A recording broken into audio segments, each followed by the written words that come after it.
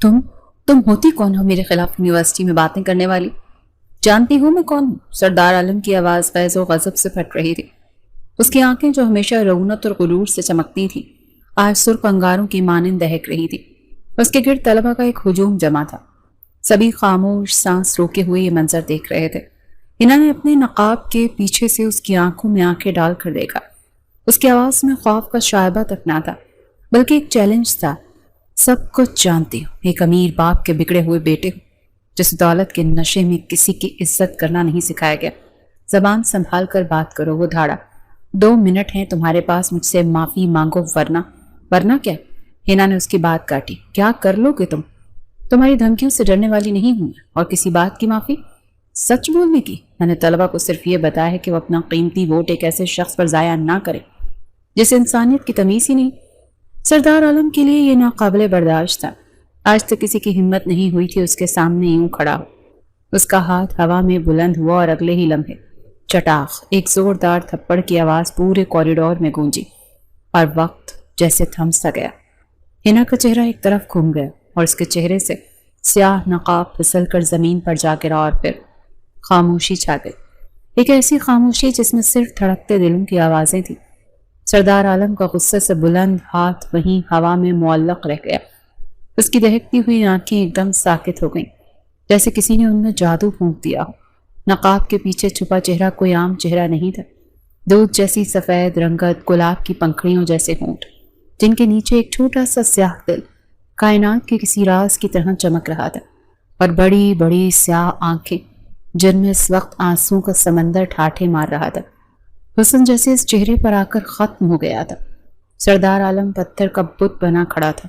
وہ جو پوری یونیورسٹی کو اپنے جوتے کی نوک پر رکھتا تھا، آج اس کی دنیا ایک لمحے میں الٹ گئی تھی۔ وہ غرور، وہ تکبر، وہ غصہ، سب کچھ ان آنسوؤں میں بہتا ہوا محسوس ہو رہا تھا۔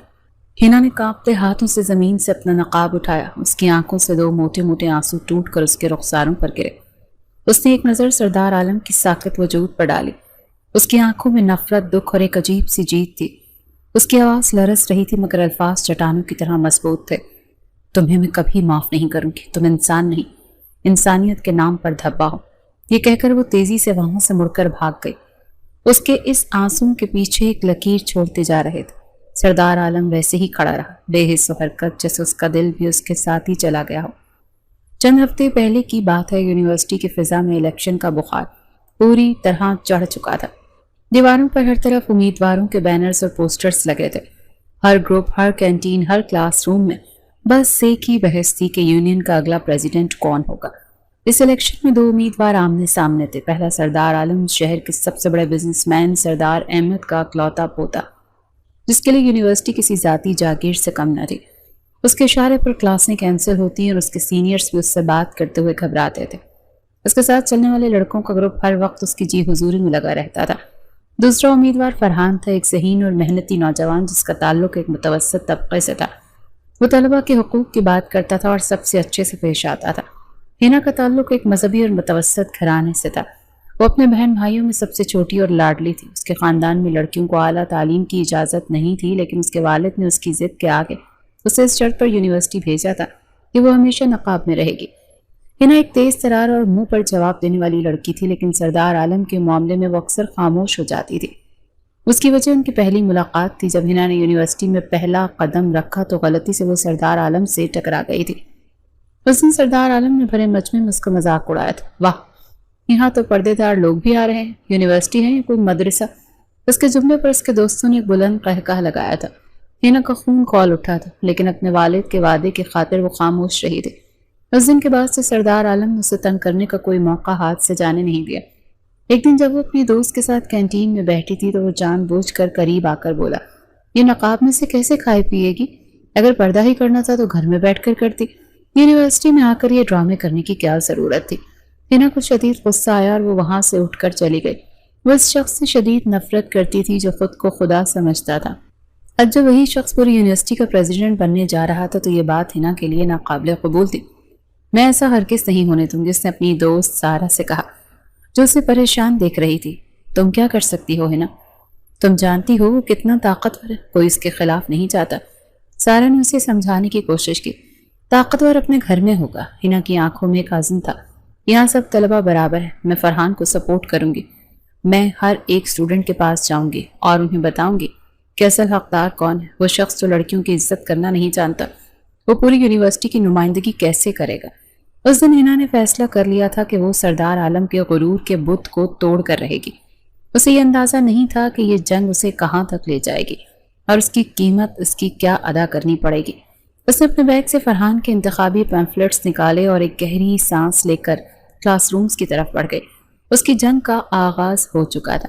ہنا کے الفاظ ہوا میں تحلیل ہوئے تو سردار عالم کی ساکت نظروں میں ایک عجیب سی جنبش ہوئی۔ وہ لڑکی جس کی زندگی میں طوفان برپا کر کے گئی تھی، اس کے وجود پر ایسے نقش چھوڑ گئی تھی جنہیں وہ شاید کبھی مٹا نہ پاتا۔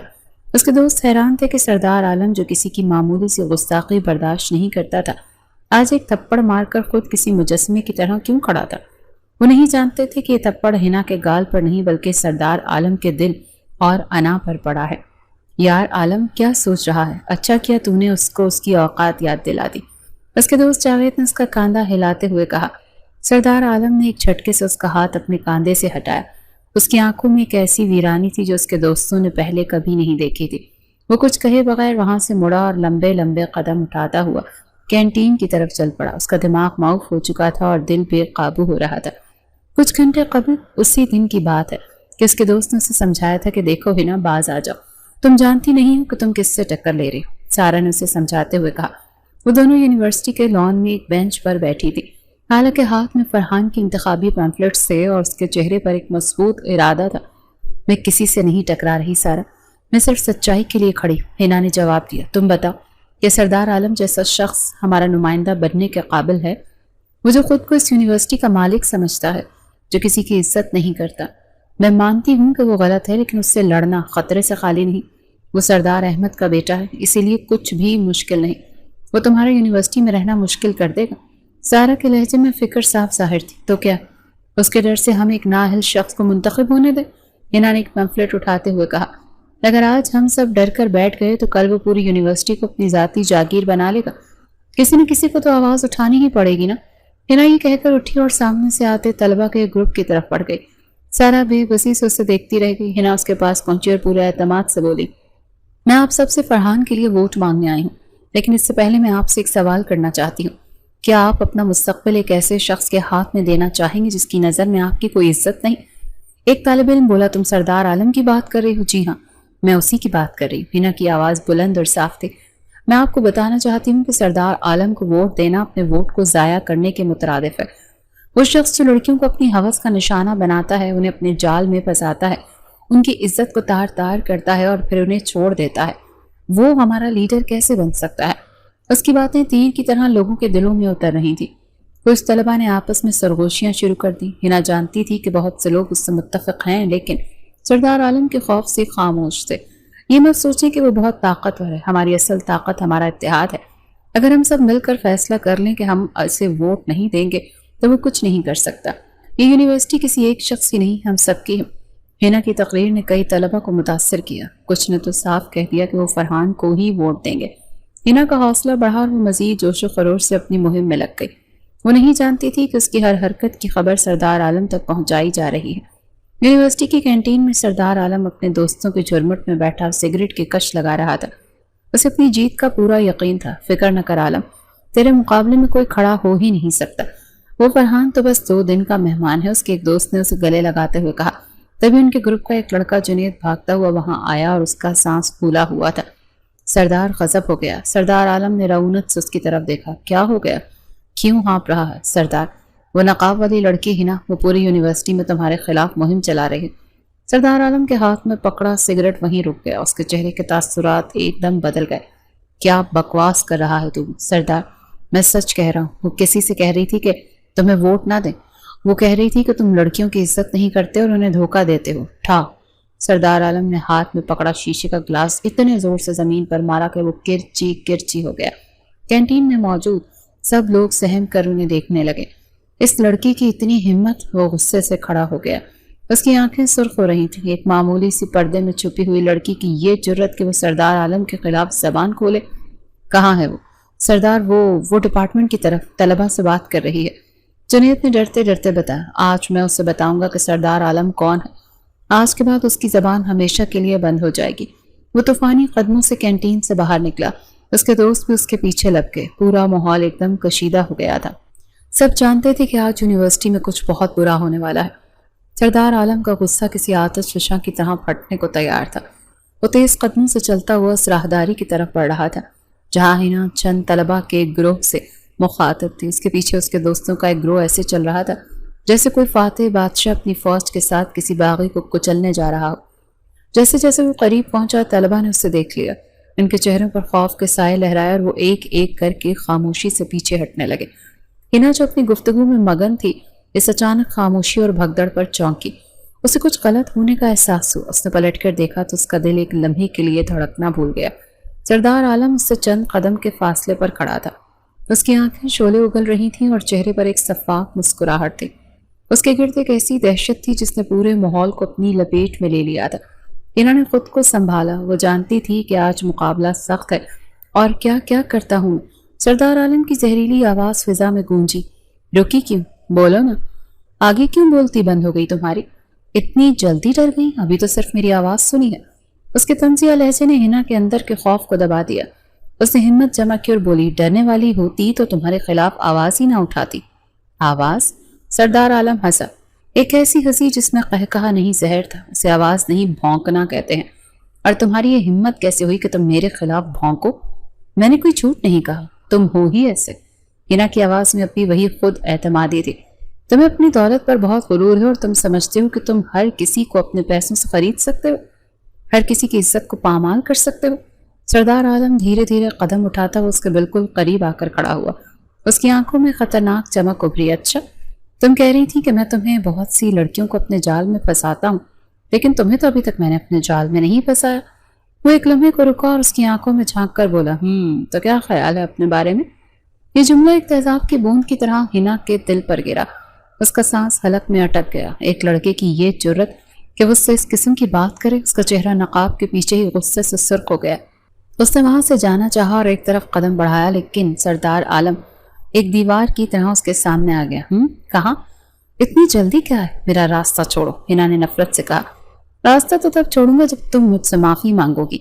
उसने अपनी जेब से हाथ निकालकर उसके चेहरे के सामने चुटकी बजाई। चलो जल्दी करो, पूरी यूनिवर्सिटी के सामने मेरी बेइज्जती की है तुमने, अब सबके सामने माफी मांगो। जानती हूँ मैं कौन? सरदार अहमद का बेटा हूँ। तो क्या करूँ? हिना भी अब अपनी बर्दाश्त हो रही थी। अगर अमीर बाप के बेटे हो तो कोई सलीका और शऊर भी सीख लो, किसी से बात करने की तमीज सीखो। मैंने कुछ गलत नहीं किया जो तुमसे माफी मांगो। तुम माफी मांगोगी? वो धाड़ा। तुम्हें अंदाजा नहीं है कि तुम्हारे इनकार का अंजाम क्या होगा। जो करना है कर लो, हिना ने उसकी आंखों में आंखें डालकर कहा। लेकिन मैं तुम जैसे मगरूर और बदतमीज शख्स से कभी माफी नहीं मांगूंगी। हटो मेरे रास्ते से। नहीं हटूंगा जब तक तुम माफी नहीं मांगोगी। हिना ने उसके बराबर से निकलने की कोशिश की, लेकिन उसने फिर रास्ता रोक लिया। हिना का सब्र जवाब दे गया था। मेरे जूते को भी परवाह नहीं है तुम्हारी और तुम्हारी माफी की। मैं नहीं मांगूंगी माफी। ये अल्फाज आखिरी कील साबित हुए। सरदार आलम की अना, उसका गुरूर जो पहले ही जख्मी था, अब रेजा रेजा हो गया। उसने इर्द गिर्द खड़े तलबा को देखा जो सांस रोके ये सब देख रहे थे। उसकी सल्तनत में उसके सामने एक लड़की उसे ही ललकार रही थी। ये उसके लिए नाकाबिले बर्दाश्त था। उसका चेहरा गुस्से से स्याह पड़ गया। उसने एक आखिरी नजर हिना की आंखों में झलकते चैलेंज पर डाली। तुम्हारी ये जुर्रत? वो गुस्से से चीखा। उसका हाथ हवा में बुलंद हुआ और अगले ही लम्हे राहदारी में एक दिल दहला देने वाली आवाज गूंजी, चटाख। वक्त साकित हो गया और हुजूम की आंखें फटी की फटी रह गई। हिना का सर झटके से एक तरफ घूमा और उसके चेहरे पर वो स्याह नकाब जो उसकी पहचान था हवा में लहराता हुआ जमीन पर आ गिरा। सरदार आलम का हाथ वहीं फिजा में ठहर गया और उसकी आंखें उस चेहरे पर जम गईं जो आज पहली बार उसके सामने बेनकाब हुआ था। वक्त जैसे थम गया था। सरदार आलम का हाथ फिजा में मुअल्लक था और उसकी आंखें उस चेहरे पर जमी थीं जो एक लम्हा कबल तक एक राज था। गुस्से और इंतकाम की आग जिसके अंदर भड़क रही थी यकलख्त बुझ सी गई। उसकी जगह एक ऐसी हैरत ने ले ली थी जिसका तजुर्बा उससे जिंदगी में पहले कभी नहीं हुआ था। वो कोई आम चेहरा नहीं था। वो हुस्न और जमाल का एक ऐसा शाहकार था जिसे देखकर नजर ठहर जाए। दूध जैसी सफेद रंगत पर गुलाबी होंठ और उनके नीचे वो छोटा सा स्याह दिल। सरदार आलम को लगा जैसे उसका दिल सीने में धड़कना भूल गया है। وہ لڑکی جسے وہ صرف ایک زبان دراز نقاب پوش باغی سمجھ رہا تھا، وہ تو جیسے آسمان سے اتری کوئی حور تھی۔ اسی لمحے حنا کو ہوش آیا اور اس کے گال پر جلن اور آنکھوں میں آنسو تھے، لیکن سب سے بڑھ کر اسے اپنی تذلیل کا احساس تھا۔ اس نے کانپتے ہاتھوں سے زمین پر پڑا اپنا نقاب اٹھایا اور جلدی سے چہرے پر ڈال لیا، جیسے اپنے بے نقاب شخصیت کو دوبارہ دنیا کی نظروں سے چھپا رہی ہو۔ ارد گرد کھڑے طلبہ میں سرگوشیاں شروع ہو گئیں۔ کتنی خوبصورت ہے یہ لڑکی، شاید اسی لیے پردہ کرتی ہے، کسی لڑکی کی آواز ابھری۔ لیکن سردار عالم نے یہ بہت غلط کیا، ہاتھ نہیں اٹھانا چاہیے تھا۔ ایک اور آواز آئی، یہ باتیں سردار عالم کے کانوں میں پڑ رہی تھی، لیکن اس کا دماغ کچھ بھی سمجھنے سے قاصر تھا۔ وہ اب بھی اسی جگہ بت بنا کھڑا تھا۔ حنا نے آنسوں بھری آنکھوں سے اسے دیکھا۔ اس کی نظروں میں نفرت تھی، دکھ تھا اور ایک ایسی کربناک اذیت تھی جو سیدھی سردار عالم کے دل میں اتری۔ اس کی لرزتی ہوئی آواز میں ایک اٹل فیصلہ تھا، تمہیں میں کبھی معاف نہیں کروں گی۔ تم انسان نہیں، انسانیت کے نام پر دھبا ہو۔ یہ الفاظ کسی تیز خنجر کی طرح اس کے سینے میں پیوست ہو گئے۔ پہلی بار کسی لڑکی کے آنسوں نے اس کے پتھر دل پر ایسی چوٹ لگائی تھی، اسے لگا جیسے آنسو اس کی گالوں پر نہیں بلکہ سیدھا اس کی روح پر گرے ہوں۔ حنا یہ کہہ کر تیزی سے مڑی اور روتی ہوئی ہجوم کے چیرتی ہوئی وہاں سے بھاگ گئی۔ وہ جا چکی تھی، لیکن سردار عالم وہیں کھڑا رہا۔ اس کا غرور، اس کا تکبر، اس کی انا، سب کچھ اسے ایک لمحے میں ٹوٹ کر بکھر گیا۔ وہ بگڑا ہوا نواب جو خود کو ناقابل تصویر سمجھتا تھا، آج خود کو دنیا کا سب سے بڑا مجرم محسوس کر رہا تھا۔ عالم، اس کے دوست جاوید نے اسے پکارا، لیکن اس نے کوئی جواب نہیں دیا۔ وہ ایک مشین کی طرح وہاں سے مڑا اور بے مقصد قدموں سے چلنے لگا۔ اس کے دوست اس کے پیچھے چل پڑے۔ وہ حیران تھے کہ اسے اچانک کیا ہو گیا تھا۔ وہ خاموشی سے کینٹین کی ایک میز پر جا کر بیٹھ گیا۔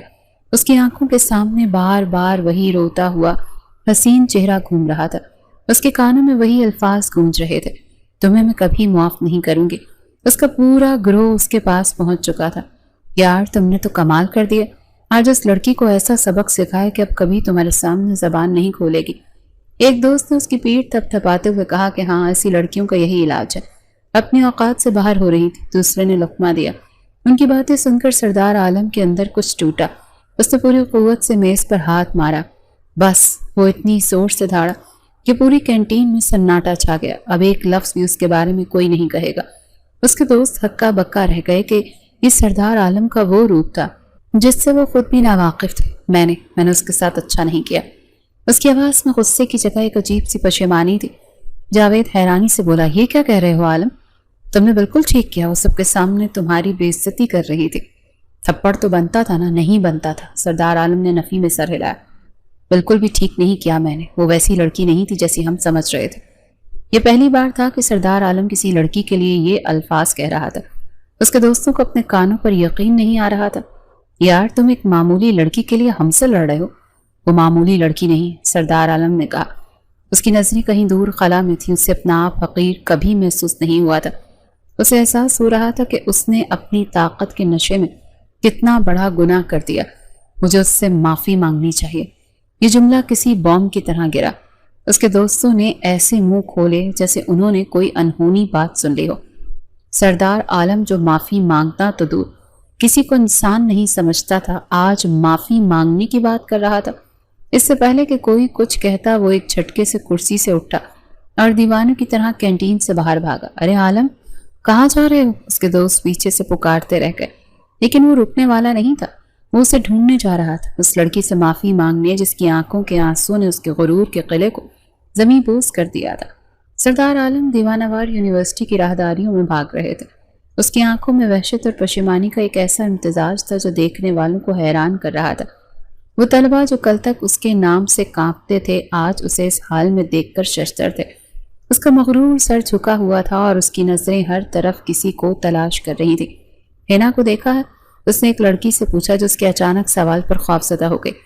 لڑکی نے ڈرتے ڈرتے نفی میں سر ہلایا۔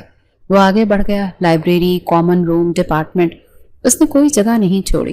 اس کا دل زور زور سے دھڑک رہا تھا۔ اسے لگ رہا تھا کہ اگر آج اس نے حنا سے معافی نہ مانگی تو یہ بوجھ اسے ساری زندگی کو چلتا رہے گا۔ وہ جو کبھی کسی کی پرواہ نہیں کرتا تھا، آج ایک لڑکی کی نفرت کے خوف سے بھاگا پھر رہا تھا۔ آخرکار کسی نے اسے بتایا کہ اس نے حنا کو ایک خالی کلاس روم کی طرف جاتے دیکھا ہے۔ وہ بے تحاشا اس کی طرف بھاگا۔ کلاس روم کا دروازہ تھوڑا سا کھلا تھا۔ اندر سے کسی کے سسکنے کی آواز آ رہی تھی۔ سردار عالم کا دل ڈوبنے لگا۔ اس نے ہمت کر کے دروازے کی درز سے اندر جھانکا۔ اندر کا منظر دیکھ کر اس کے قدم وہیں جم گئے تھے۔ ہنا ایک بینچ پر بیٹھی تھی اور اس کی دوست سارا اس کی پیٹ سہلا رہی تھی۔ ہنا کا نقاب ایک طرف رکھا تھا اور وہ پھوٹ پھوٹ کر رو رہی تھی۔ رو رو کر اس کی آنکھیں سوج گئی تھیں اور چہرہ سرخ پڑ گیا تھا۔ بس کر تو ہنا، پلیز چپ ہو جا، سارا اسے تسلی دے رہی تھی۔ کیسے چپ ہو جاؤں سارا؟ ہنا نے سسکیوں کے بیچ کہا۔ مجھے اس بات کا دکھ نہیں کہ اس نے مجھ پر ہاتھ اٹھایا، مجھے دکھ اس بات کا ہے کہ جس چہرے کو میں نے ہمیشہ دنیا سے چھپا کر رکھا، جس پر میں نے کبھی کسی نامحرم کی نظر نہیں پڑنے دی، آج اس ایک شخص کی وجہ سے وہ سب کے سامنے تماشا بن گیا۔ میرا پردہ، اس نے ایک لمحے میں میرا سارا مان توڑ دیا۔ اس کے الفاظ سردار عالم کے سینے میں تیر بن کر لگے۔ اسے پہلی بار احساس ہوا کہ اس کا ایک تھپڑ صرف ایک جسمانی چوٹ نہیں تھا، بلکہ ایک لڑکی کے عقیدے اور اس کی حیا اور اس کے اصولوں پر حملہ تھا۔ سارا نے اسے گلے لگاتے ہوئے کہا، میں جانتی ہوں ہنا، لیکن تم نے بھی تو اس سے پنگا لیا تھا، تم جانتی تھی نا کہ وہ کتنا خطرناک ہے، تو کیا اس کے ڈر سے چپ رہتی؟ ہنا نے روتے ہوئے کہا، نہیں، میں نے جو کیا ٹھیک کیا، لیکن اس نے بہت غلط کیا۔ سردار عالم سے مزید برداشت نہ ہوا۔ اس نے کانپتے ہوئے ہاتھ سے دروازے پر دستک دی۔ دونوں لڑکیاں ایک دم چونک گئی۔ ہنا نے جلدی سے آنسو پہنچے اور اپنا نقاب اٹھا کر چہرے پر ڈال لیا اور دوسری طرف منہ پھیر لیا۔ سردار عالم آہستہ سے اندر داخل ہوا۔ اس کی آواز جو ہمیشہ سے حکم چلاتی تھی آج ایک مجرم کی طرح لرز رہی تھی۔ میں معافی مانگنے آیا ہوں۔ اس کے اس جملے پر سارا کو تو جیسے منہ کھلے کا کھلا رہ گیا۔ اسے تو اپنی سماعت پر یقین نہیں آیا۔ سردار عالم اور معافی، یہ ناممکن تھا۔ ہنا غصے سے اپنی جگہ پر کھڑی ہو گئی۔ وہ اس کی طرف پلٹی۔ اس کی آنکھوں میں آنسوؤں کی جگہ اب نفرت کے شعلے تھے۔ تم جیسے لوگوں کو میں اچھی طرح سے جانتی ہوں، امیر ذاتے، سمجھتے ہو ایک تھپڑ مار کر بے عزت کر کے بعد میں ایک لفظ معافی کا بولیں گے اور سب ٹھیک ہو جائے گا؟ ہنا پلیز میری بات سنو۔ نہیں سننی مجھے تمہاری کوئی بات، وہ چیخی۔ آج کے بعد اگر تم میرے راستے میں آئے تو مجھ سے برا کوئی نہیں ہوگا، دور رہو مجھ سے۔ میں سچ میں شرمندہ ہوں، میں نے جو کچھ کیا غلط کیا، سردار عالم نے عاجزی سے کہا۔ یہ وہ انداز تھا جو اس کی شخصیت سے بالکل میل نہیں کھاتا تھا۔ ہنا پر اس کی کسی بات کا اثر ہی نہیں ہو رہا تھا۔ اس کا زخم بہت گہرا تھا۔ وہ خاموشی سے اپنا بیگ اٹھا کر تیزی سے کلاس روم سے باہر نکل گئی۔ سارا بھی ایک حیران نظر سردار عالم پر ڈال کر اس کے پیچھے چلی گئی اور سردار عالم وہیں اکیلا کھڑا رہ گیا۔ اس کی زندگی میں پہلی بار کسی نے اسے اس طرح سے رد کیا تھا۔ وہ بادشاہ جسے ہر چیز حاصل کرنے کی عادت تھی، آج خالی ہاتھ ایک مجرم کی طرح سر جھکائے کھڑا تھا۔ ہنا خاموشی سے چلی گئی تھی اور اس نے گھر جا کر بھی کسی سے کوئی بات نہیں کی تھی۔ اس کی خاموشی نے گھر والوں کو پریشان کر دیا تھا۔ رات تک اس کا جسم بخار سے تپنے لگا تھا۔ اس کی ماں نے جب اس کے ماتھے پر ہاتھ رکھا تو وہ تپ رہا تھا۔ ہنا بیٹی، تمہیں تو تیز بخار ہے۔ لیکن ہنا نے کوئی جواب نہ دیا۔ وہ بس آنکھیں بند کیے لیٹی رہی۔ اس کی جسمانی حرارت اس کے اندر کی آگ اور اذیت کا ثبوت تھی۔ وہ سردار عالم کے دیے ہوئے زخم کی شدت سے جل رہی تھی۔ یونیورسٹی میں ایک عجیب سی خاموشی اور بے چینی کے عالم میں گزرے۔ ہنا بخار اور زیادہ اہم بات یہ کہ دل پر لگے زخم کی وجہ سے گھر پر تھی۔ اس کی خاموشی اور اداسی نے گھر والوں کو فکر مند کر دیا تھا، لیکن وہ کسی کو بھی اصل بات بتانے کی ہمت نہیں کر پا رہی تھی۔ وہ بس اپنے کمرے میں خاموشی سے لیٹی رہتی اور جب بھی آنکھیں بند ہوتی اور اسے وہی ذلت آمیز منظر اور سردار عالم کا غضبناک چہرہ نظر آتا۔ دوسری طرف یونیورسٹی کا ماحول بھی بدلا ہوا تھا۔ الیکشن سر پر تھے، مگر سب سے مضبوط امیدوار سردار عالم جیسے کہیں کھو گیا تھا۔ وہ یونیورسٹی تو روز آتا تھا، لیکن اس کی آنکھوں کی رعونت اور اس کا وہ چال کا غرور غائب تھا۔ وہ اب اپنے دوستوں کے جھرمٹ میں بیٹھنے کا قہقہے نہیں لگاتا تھا، بلکہ اس کی نظریں ہر وقت کسی کو تلاش کر رہی ہوتی تھی۔ وہ راہداریوں میں بے مقصد گھومتا، اس کی نگاہیں ہر نقاب پوش چہرے پر جاتی اور پھر مایوس ہو کر لوٹ آتی۔ اس کے دوست اس تبدیلی پر حیران تھے۔ وہ اسے الیکشن کی مہم پر توجہ دینے کا کہتے، لیکن وہ ان کی بات سنی انسنی کر دیتا۔ عالم، الیکشن میں صرف چند دن رہ گئے اور تم ہو کہ جاوید نے اسے سمجھانے کی کوشش کی۔ میرا دل ہی نہیں لگ رہا ان سب چیزوں میں، اس نے اسپاٹ لہجے میں جواب دیا اور وہاں سے اٹھ کر چلا گیا۔ اس کا دل تو واقعی کہیں اور اٹکا ہوا تھا۔ وہ 2 دن سے ہنا کا انتظار کر رہا تھا۔ اسے امید تھی کہ وہ آئے گی اور وہ اس سے دوبارہ معافی مانگنے کی کوشش کرے گا، لیکن جب وہ نہیں آئی تو اس کی بے چینی بڑھنے لگی۔ اسے یہ خوف کھانے لگا کہ شاید ہنا نے اس کی وجہ سے یونیورسٹی آنا ہی چھوڑ دیا۔ یہ خیال آتے ہی اس کے دل میں ایک ٹیس سی اٹھی۔ آخر کار اس نے ہمت کر کے ہنا کی دوست سارا سے بات کرنے کا فیصلہ کیا۔ اس نے سارا کو لائبریری سے نکلتے ہوئے دیکھا، وہ تنہا تھی۔ سردار عالم تیزی سے اس کی طرف بڑھا۔ سارا نے جیسے ہی اسے اپنی طرف آتے دیکھا، اس کے چہرے پر خوف کے آثار نمایاں ہوئے اور اس نے اپنا راستہ بدل لیا۔ رکو، سردار عالم کی آواز میں حکم نہیں، ایک التجا تھی۔ پلیز 1 منٹ میری بات سنو۔ سارا رک گئی لیکن اس کا رخ دوسری طرف ہی رہا۔ مجھے آپ سے کوئی بات نہیں کرنی، میں جانتا ہوں۔ سردار عالم اس کے سامنے آ کر کھڑا ہو گیا۔ میں نہ صرف ہنا کے بارے میں پوچھنا چاہتا ہوں، وہ 2 دن سے یونیورسٹی کیوں نہیں آ رہی؟ سارا نے نفرت سے اس کی طرف دیکھا۔ آپ کو اس سے کیا مطلب؟ پہلے سب کے سامنے اس کی تذلیل کی اور آپ اس کے بارے میں پوچھ رہے ہیں؟ دیکھو، میں جانتا ہوں کہ میں نے بہت غلط کیا۔ اس کی آواز میں ایسی ندامت تھی کہ سارا کو ایک لمحے کے لیے اس پر حیرت ہوئی۔ پلیز مجھے بتاؤ، کیا وہ میری وجہ سے نہیں آ رہی؟ کیا وہ ٹھیک ہے؟ سارا کچھ دیر خاموش رہی، پھر وہ بولی، اگر وہ آپ کی وجہ سے نہیں آ رہی ہوگی تو آپ کیا کریں گے؟ یہ ایک سوال نہیں، ایک امتحان تھا۔ سردار عالم نے بنا ایک لمحہ سوچے جواب دیا، میں اس سے تب تک معافی مانگوں گا جب تک وہ مجھے معاف نہیں کر دیتے۔ اس کے لہجے کی سچائی نے سارا کو تھوڑا نرم کیا، لیکن وہ اب بھی محتاط تھی۔ مجھے اس کا فون نمبر چاہیے، سردار عالم نے اگلی بات کی۔ کیا؟ ہرگز نہیں، سارا نے فوراً انکار کیا۔ میں آپ کو اس کا نمبر نہیں دے سکتی، انہوں نے مجھے سختی سے منع کیا ہے کہ میں اس کے بارے میں کسی کو کچھ نہ بتاؤں، خاص طور پر آپ کو۔ پلیز۔ سردار عالم کی آواز بھیک مانگنے جیسی ہو گئی۔ صرف ایک بار، میں سچ میں بہت شرمندہ ہوں۔ تم جانتی ہو کہ کوئی میرے سامنے اونچی آواز میں بات کرے تو میں برداشت نہیں کرتا، لیکن اس دن ہنا نے مجھے سکھایا ہے کہ پیسہ اور طاقت ہی سب کچھ نہیں ہوتے، عزت ان سب سے بڑھ کر ہوتی ہے۔ سارا خاموشی سے اس کے چہرے کو دیکھ رہی تھی۔ یہ وہ سردار عالم نہیں تھا جسے پوری یونیورسٹی جانتی تھی۔ اس کی آنکھوں میں غرور کی جگہ آج پچھتاوا تھا۔ جب سارا پھر بھی خاموش رہی تو سردار عالم نے وہ کہہ دیا جو اس کے دل کی گہرائیوں میں تھا۔ میں ہنا سے محبت کرنے لگا۔ یہ اعتراف اتنا غیر متوقع اور چونکا دینے والا تھا کہ سارا ساکت رہ گئی۔ اسے یقین نہیں آیا کہ وہ کیا سن رہی۔ وہ شخص جس نے ہنا کی اتنی بے عزتی کی اب اس سے محبت کا دعویٰ کر رہا تھا۔ عالم کی آنکھوں میں ایک ایسی سچائی اور بے بسی تھی جسے جھٹلایا نہیں جا سکتا تھا۔ سارا کشمکش میں پڑ گئی۔ آخر کار اس نے ڈرتے ڈرتے اپنے بیگ سے کاغذ کا ٹکڑا نکالا اور اس پر ہنا کا نمبر لکھ کر اس کی طرف بڑھا دیا۔ اگر اس نے مجھ سے پوچھا تو میں کہہ دوں گی کہ آپ نے مجھ سے زبردستی نمبر لیا ہے، اس نے آہستہ سے کہا اور تیزی سے وہاں سے چلی گئی۔ سردار عالم اس کاغذ کے ٹکڑے کو ایسے دیکھ رہا تھا جیسے اسے دنیا کا سب سے قیمتی خزانہ مل گیا ہو۔ اس کے ہاتھ کانپ رہے تھے۔ اس نے نمبر تو لے لیا تھا لیکن اب اس کے سامنے ایک نیا پہاڑ کھڑا تھا۔ کیا وہ ہنا کو فون کرنے کی ہمت کر پائے گا؟ اور اگر کر بھی لیا تو وہ کیا کہے گی؟ عالم اس کاغذ کے ٹکڑے کو ہاتھ میں پکڑے دیر تک وہیں کھڑا رہا۔ اس کے ہاتھ میں ہنا کا نمبر نہیں بلکہ اس کی انا کے ٹوٹے ہوئے ٹکڑوں کو جوڑنے کا ایک آخری موقع تھا۔ اس نے کبھی سوچا بھی نہیں تھا کہ وہ سردار عالم ایک لڑکی کو فون کرنے سے پہلے اس قدر خوفزدہ اور متذبذب ہوگا۔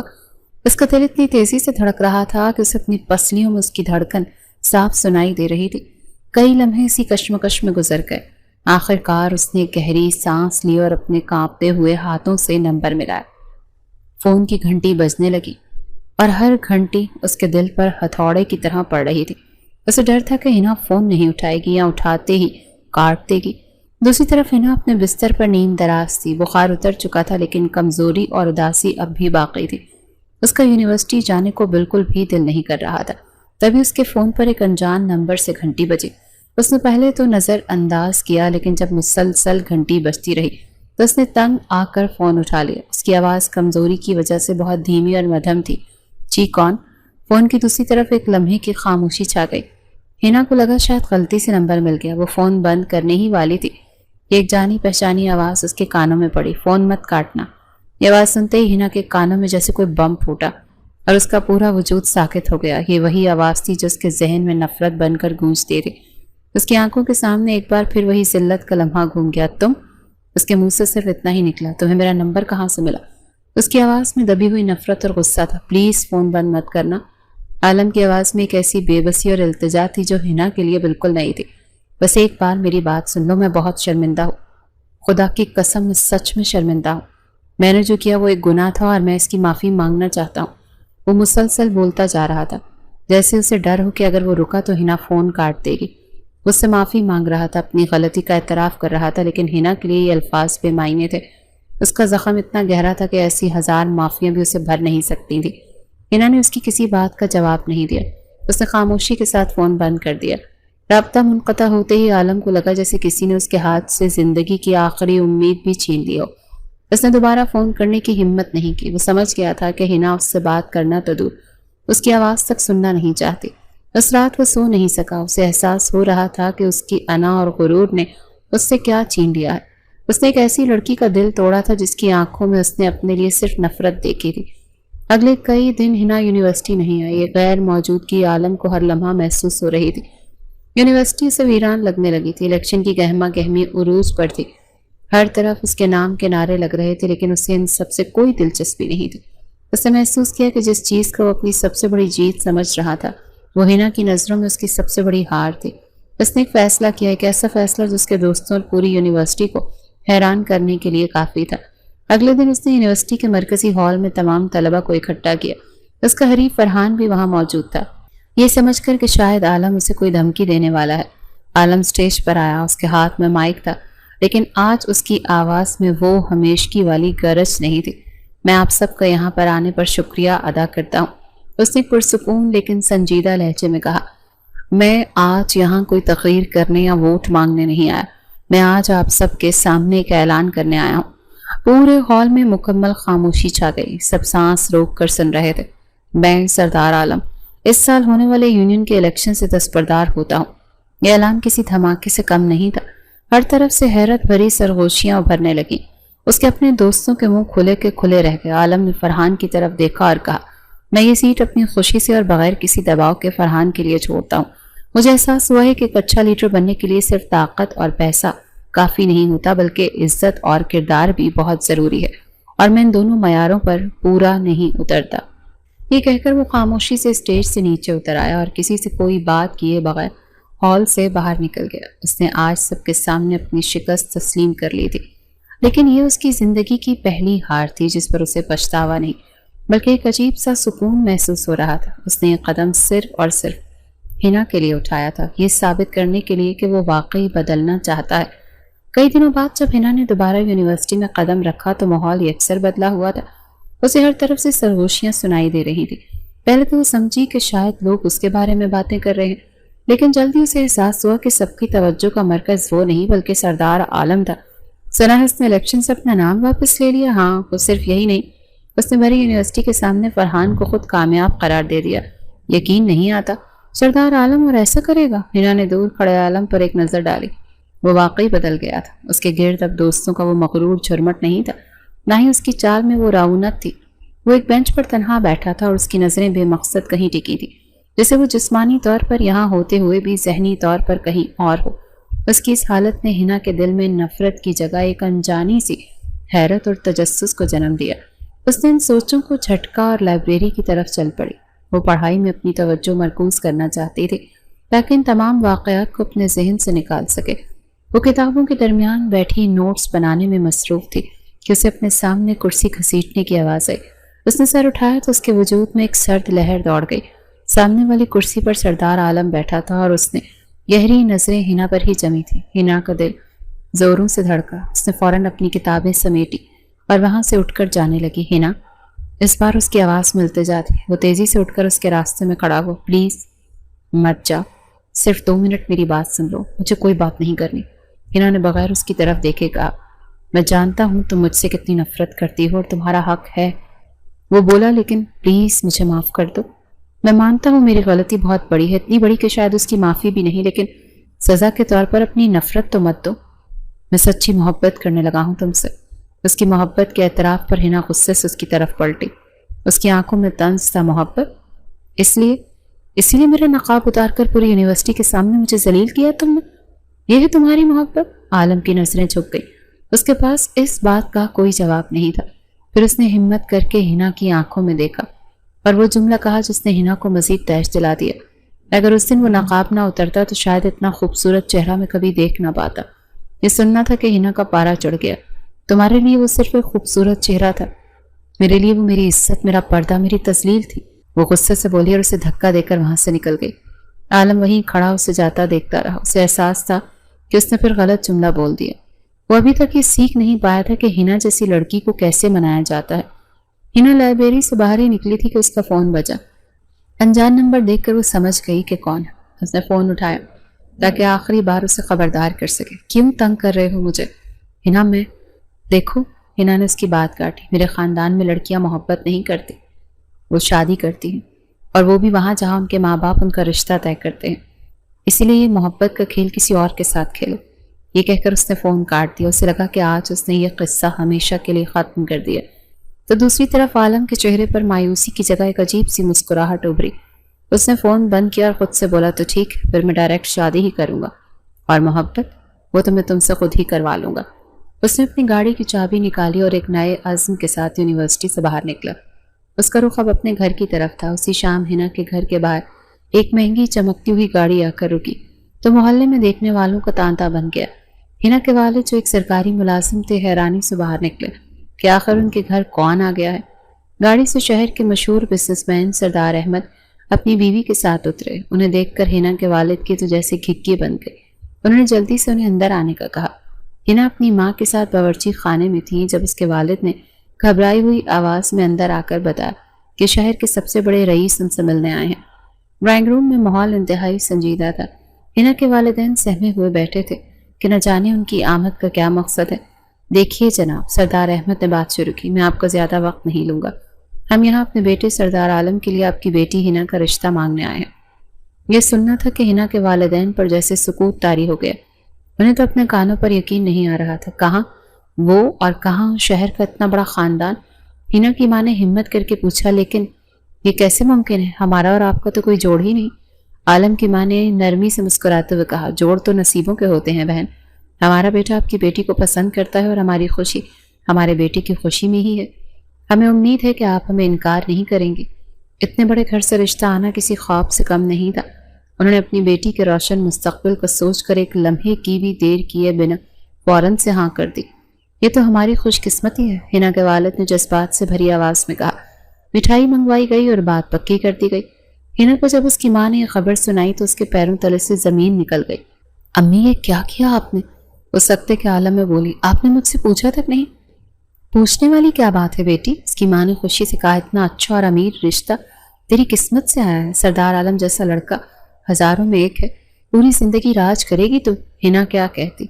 وہ اپنے ہی الفاظ کے جال میں پھنس چکی تھی۔ اس نے ہی تو کہا تھا کہ وہ محبت نہیں، ماں باپ کی مرضی سے شادی کرتی ہے۔ اب وہ کیسے انکار کرتی؟ اس کی خاموشی کو اس کی رضامندی سمجھ لیا گیا۔ اگلے دن جب یونیورسٹی گئی تو اس نے دیکھا کہ عالم اسے دور سے دیکھ رہا تھا، لیکن آج اس کی آنکھوں میں بے چینی نہیں بلکہ ایک فاتحانہ مسکراہٹ تھی۔ وہ مسکراہٹ جیسے کہہ رہی ہو کہ میں نے کہا تھا نا، شادی تو میں تم سے ہی کروں گا۔ ہنا نے غصے سے منہ پھیر لیا، لیکن وہ جانتی تھی کہ وہ ہار چکی ہے۔ ایک مہینے کا عرصہ جیسے پر لگا کر اڑ گیا۔ امتحانات ختم ہو چکے تھے اور یونیورسٹی میں الوداعی تقریب کا شور تھا۔ اس ایک مہینے میں عالم نے ہنا سے رابطہ کرنے کی کوشش نہیں کی۔ وہ بس اسے دور سے دیکھتا اور ہنا اس کی نظروں کو محسوس کر کے نظر انداز کر دیتی، لیکن اب اس کی نظروں میں نفرت کی جگہ ایک عجیب سی بے بسی اور تقدیر کو تسلیم کر لینے والا انداز تھا۔ شادی کی تاریخ طے کر دی گئی۔ ہنا نے خود کو مکمل طور پر حالات کے رحم و کرم پر چھوڑ دیا تھا، اور آخرکار وہ دن بھی آ گیا جب وہ ہنا سے ہنا عالم بن گئی۔ اس سرخروسی جوڑے میں سمٹی ہوئی اس کے کمرے میں بیٹھی تھی۔ اس کا دل ایسے دھڑک رہا تھا جیسے ابھی پسلیاں توڑ کر باہر آ جائے گا۔ وہ شخص جس سے وہ شدید نفرت کرتی تھی آج اس کا مجازی خدا بن گیا تھا۔ کچھ دیر بعد عالم کمرے میں داخل ہوا۔ اس نے ہنا کو اس روپ میں دیکھا تو ایک پل کے لیے دیکھتا ہی رہ گیا۔ وہ واقعی کسی پری سے کم نہیں لگ رہی تھی۔ وہ آہستہ سے چلتا وہ اس کے پاس بیڈ پر آ بیٹھا۔ کمرے میں گہری خاموشی تھی۔ عالم نے ہمت کر کے اس خاموشی کو توڑا۔ اس کی آواز میں غیر معمولی نرمی اور اپنائیت تھی۔ میں چھو سکتا ہوں آپ کو؟ اس کے سوال پر ہنا نے دھیرے سے اپنی پلکیں اٹھائیں۔ اس کی آنکھوں میں اب نفرت نہیں تھی، صرف ایک جھجک تھی۔ اس نے ہلکے سے مسکراتے ہوئے جواب دیا، بالکل، بیوی ہوں آپ کی۔ یہ سننا تھا کہ عالم کے چہرے پر ایک دلکش مسکراہٹ پھیل گئی۔ پتہ نہیں اس بیوی کو پانے کے لیے کیا کیا کچھ کیا ہے میں نے، کتنی راتیں تڑپا اس کے قریب ہوا، لیکن اب میرا بھی وعدہ ہے کہ ان ساری راتوں کا بدلہ لوں گا۔ کہا اب تمہیں سونے نہیں دوں گا۔ اس کی شرارتی بات پر ہنا کے رخسار سرخ پڑ گئے۔ وہ بولی، کوئی اعتراض نہیں، لیکن دوبارہ تھپڑ کھانے کی ہمت نہیں ہے مجھ میں، بہت بھاری ہاتھ ہے تمہارا۔ اس کے اس غیر متوقع جواب پر عالم نے ایک بلند قہقہہ لگایا۔ ماضی کا وہ تلخ لمحہ آج ایک مذاق بن کر ان کے درمیان سے ہمیشہ کے لیے ختم ہو گیا تھا۔ تمہیں تھپڑ نے سنیہنا کا ہاتھ اپنے ہاتھ میں لیتے ہوئے اس کی آنکھوں میں جھانکا۔ تمہیں پیار کی مار ماروں گا؟ کیا مطلب؟ ہنا نے ناسمجھی سے پوچھا۔ وہ اس پر جھکا اور اس کے کان میں سرگوشی کی، مطلب یہ کہ اتنی محبت دوں گا کہ تمہیں پاگل کر دوں گا۔ اس کی محبت بھری باتوں پر ہنا نے شرماتے ہوئے اس کے سینے پر ایک ہلکا سا مکہ مارا، اور وہیں سے ان کی نئی زندگی کا آغاز ہوا۔ نفرت کی آگ میں شروع ہونے والی یہ کہانی بالآخر محبت کی حسین منزل کو پا چکی تھی، اور وہ ہمیشہ کے لیے ایک خوش و خرم خاندان بن کر اپنی زندگی گزارنے لگے تھے۔